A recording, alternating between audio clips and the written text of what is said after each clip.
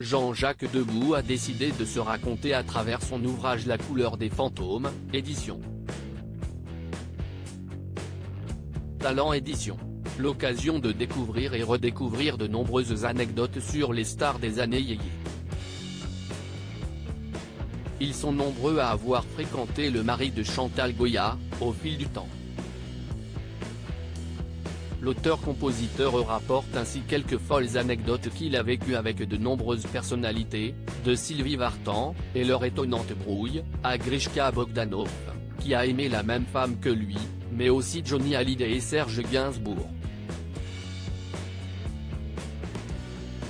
Et Johnny, dont Jean-Jacques Debout a été très proche, se retrouve au cœur de nombreux récits de ce livre. Notamment lorsqu'il était en couple avec Sylvie Vartan, avec laquelle il a eu David Hallyday. Mais le playboy plaisait naturellement à d'autres femmes et parmi elles des célèbres. En effet, Marlène Dietrich était folle de Johnny, comme écrit par Jean-Jacques Debout. Et lorsqu'elle est venue avec ce dernier assister au concert de l'idole des jeunes, à l'Olympia en 1962, elle s'est naturellement mise sur son 31. En loge, l'artiste et Marlène Dietrich avaient parlé mode, un sujet qui leur tenait à cœur et sur lequel ils se retrouvaient. Mais ce n'était pas de Sylvie Vartan. Marlène Dietrich t'a trouvé très mal habillée lorsque les deux femmes se sont rencontrées. Marlène Dietrich avait été quelque peu étonnée du look de Sylvie Vartan. Si je sortais ainsi, je me fâcherais avec tous mes amis, avait-elle laissé entendre, se demandant qui pouvait bien conseiller la chanteuse.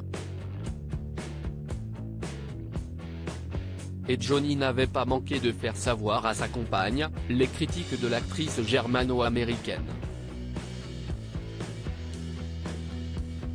Tu sais, Sylvie, Marlène Dietrich t'a trouvé très mal habillée, lui a-t-il fait savoir. Quelque temps plus tard, les deux femmes se retrouvaient à un dîner. Et Jean-Jacques Debout qui y était lui aussi présent se souvient que Sylvie Vartan était alors très désagréable avec celle-ci. Et Johnny n'avait pas manqué de l'engueuler. Mais tu peux fermer ta gueule, un peu, avait lâché celui qui est devenu ensuite papa de Laura Smet, Jade et Joey Hallyday. Cela n'a pas calmé Sylvie Vartan qui n'a pas manqué de continuer de provoquer l'actrice, la faisant passer pour une vieille. On vous maquillait avec quoi dans vos beaux films en noir et blanc, lui avait-elle lancé. Pendant ce temps, Johnny Hallyday, lui, continuait inlassablement de faire du charme à Marlène Dietrich.